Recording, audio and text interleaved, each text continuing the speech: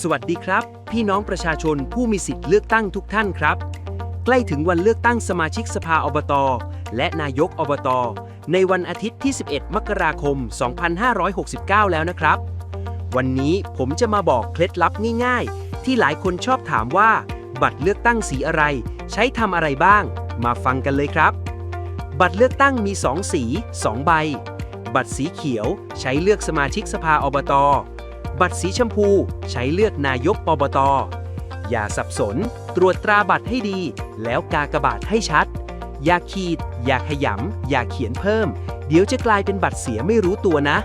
จำง่ายๆเขียวเลือกสมาชิกสภาชมพูเลือกนายกออกไปใช้สิทธิ์พร้อมกันทั้งตำบลเพราะเสียงของคุณสร้างอนาคตดีๆให้บ้านเราได้จริงๆสร้างสรรค์ประเทศไทยพร้อมใจไปเลือกตั้ง